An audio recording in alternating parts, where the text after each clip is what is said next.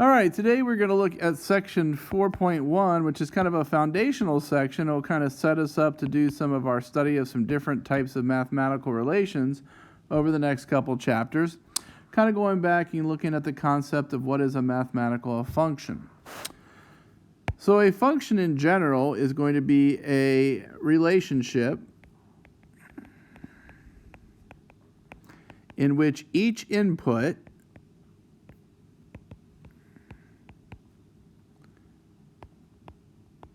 has one output. So anytime I have one input, sometimes in math we say the input is x, I have one output, which is y. So this is what we call a function. So if you talk about something like an equation, y equals x plus 2, if I say x equals 1, then obviously y equals 2. That is exactly one output. If I put in 1, I only get 2. I can never get any type of any other number except for 2. I could ask you, I could say my input is the students in this class. I could say your student ID is my input number. And then my output number could be the number of siblings you have. So how many brothers and sisters you have. So obviously, everyone is going to give me only one answer to that question. Now, lots of us could have the same answer to that question. I could say, based on your student ID, how many siblings you have. You might say you have 3 or 4, and someone else in the class might say 3 or 4. But you're not going to say 2 numbers. You're only going to tell me one number. That's what makes it a function. One of the most basic things we'll look at in functions is evaluating functions in function notation. So as you recall, hopefully, from Algebra 2 or other math you've had, we represent a function with the f parenthesis x. And we read this is f of x. So this is a function in terms of x, and it doesn't have to be f, it can be g, it doesn't have to be x, it can be whatever. You could have k of t. This is k of t. Or you can have p of q. All of these are functions. And the big idea behind this function notation is essentially this is going to give us an output value for a given input. So if I plug in an output, if I want an output value y, I'm going to plug in an x. So nothing really to function notation. We're just doing a little bit of substituting as we go through it. So if we look at this first problem, it says g of r equals negative 5r plus 13. So it's telling me that the function g with the independent variable r is negative 5r plus 13. Find g of 3. So typically, we're used to seeing this as g of r. Well, you can see that instead of r down here, I have a 3. So all that means is r is equal to 3. So g of 3 is simply going to be replace the 3 for r. Negative 5 times 3 plus 13. Negative 15 plus 13, which is negative 2. So for a given r value of 3, the output value is negative 2. The next one is in a more traditional f of x. So we have f of x equals 14 minus 0.5x. So if I look at this, I'm looking for f of 30. The x is replaced with 30, so x is 30. So f of 30 is simply going to be 14 minus 0.5 times 30. That's 14, 0.5 times 30 is the same as splitting in half. So that's 14 minus 15, which is negative 1. So for an input value of 30, I'm getting an output value of negative 1. Finally, we have an equation. This is a function from physics. This is a free fall motion equation. So what this is it says g of t equals negative 16t squared minus 200. Same idea, the negative 1 replaces t, so t of negative is negative 1. So g of negative 1, now this is where it gets very important. Negative 16, but when I replace something in an exponent, I want to make sure I put it in the square. So we have something like this. Negative 16 times negative 1 squared minus 200. So negative 16, negative 1 squared is just 1 minus 200. So that's negative 16 minus 200 when I multiply it by 1. So that is negative 216. So for an input of negative 1, I get an output of negative 216.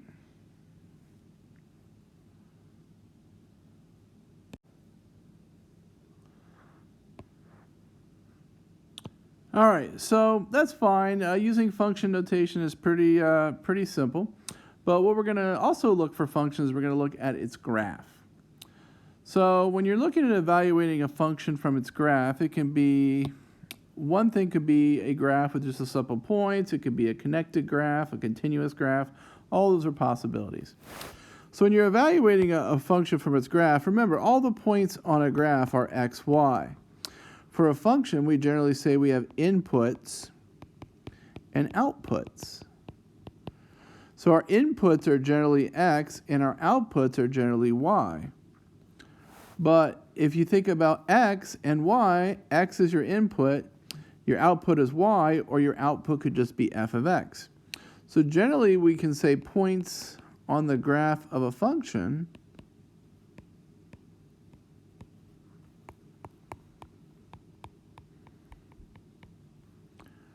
are in the form x comma f of x. So the x comes first and f of x comes second. F of x is our traditional y and x is our traditional x. So if I see f of 2, remember, we generally have f of x. Well, x is replaced by 2, so when it says f of 2, we have x equals 2. The only point where x equals 2 is this point right here. So if I look at that point, if I want to know what f of 2 is, I'm looking for what is the function value, what's the output value at 2. Well, the y value at 2 is negative 5. So f of 2 equals negative 5. So instead of plugging in a function, we're using our graph where we know the x and y, and we're just using that fact to find our values.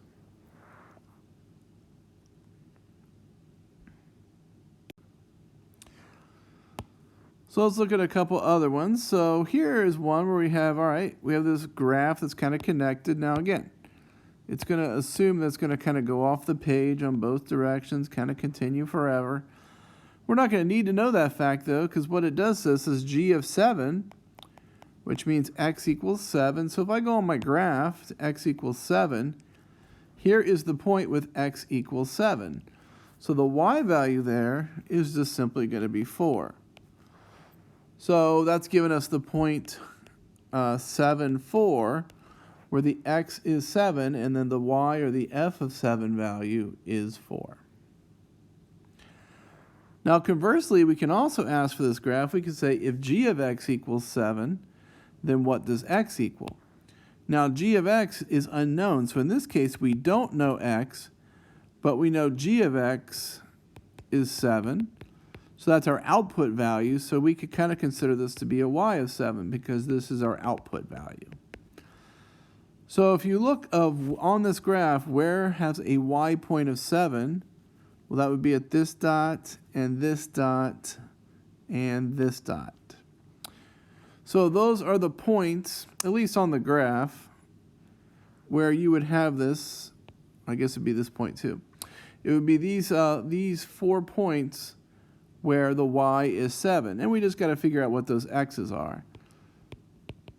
So if g of x equals 7, the x could be any of these numbers. So that looks like negative 8 on the far left. Looks like negative 4.5. It's not very clear on that one. Negative 2. And then the last one appears to be 5. So those are all the x values for that given y value of 7.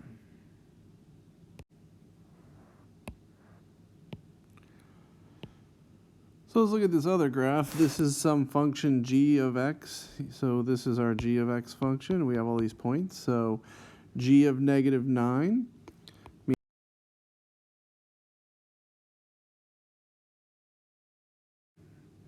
So x is negative 9. So at negative 9, what is our y value? So it appears our y value is 1. So g of negative 9 is positive 1. That's just because of this point is negative 9, positive 1. So that means that has to be its y value. And then the follow-up question to this one is, if g of x is negative 2, what is x? So again, this is the output value. So if y is negative 2, what's its x? So that looks like it's that point there. That has a y of negative 2. It's 0, negative 2. So x must be 0. And that appears to be the only one in this case. There might be something happening over here, but it's hard to tell from this graph, so we'll just assume it is just that one.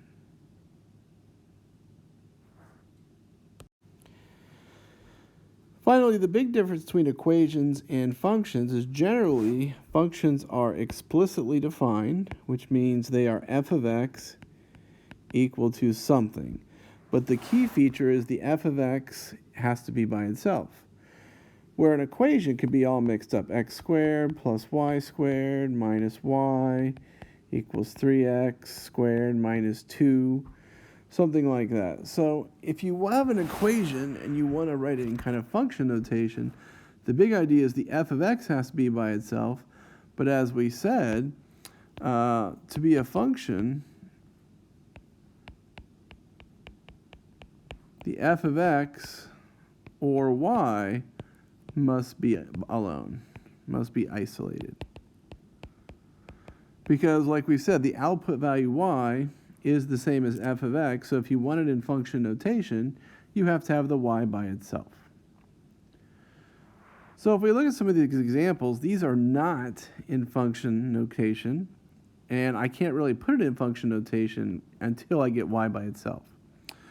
So if I look at this first one, this looks like to be a line. I'll subtract 2, because I'm trying to get the y by itself. Negative 4x minus 8 equals negative 5y. And then I'm going to divide by negative 5 to both sides. So I get y equals negative 4x minus 8 over negative 5. Just doing a little bit of algebra to get y by itself. But now I can write this as a function. I can replace the y with f of x, and it is negative 4x minus 8 over negative 5. So this equation and this function represent the same thing. We just got the y by itself and took that x, or that y, pardon me, and replaced it with the output value, f of x. Similar for this one, we have to get y by itself, a little more complicated. So I have 3 times 2 to the x, y over 2 plus 1. So I'm going to add 1. 3 times 2 to the x minus 1 equals y over 2. Trying to get the y by itself. Then I have that 2 on the bottom, so I'm going to multiply by 2. The big thing is, if you recall, when you multiply by 2, then we're going to have to multiply everything by 2. Every term gets multiplied by 2. So these cancel. So I get y equals, now this is a weird one. The 2 is to the x, but these two numbers in front can be multiplied. So this is 6 times 2 to the x minus 2. So this function is 6 times 2 to the x minus 2. But I cannot multiply these two things together because the exponent comes first. If you recall from Algebra 2, this is an exponential function, which is one of the big functions we'll study, because there are a lot of applications that you'll see that are exponential growth and decay.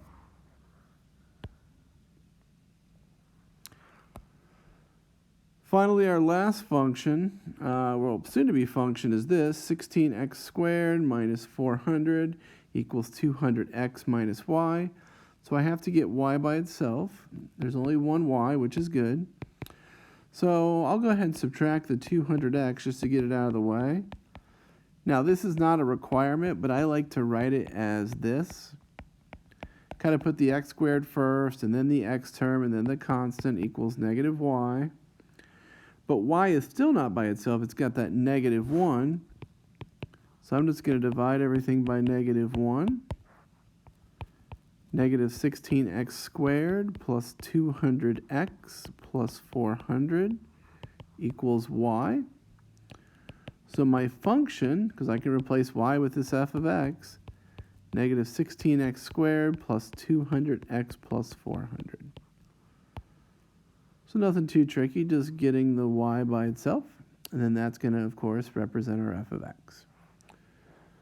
So just a quick little introduction to functions. We'll study lots of types of functions, their properties, their applications, as we go throughout these next couple chapters.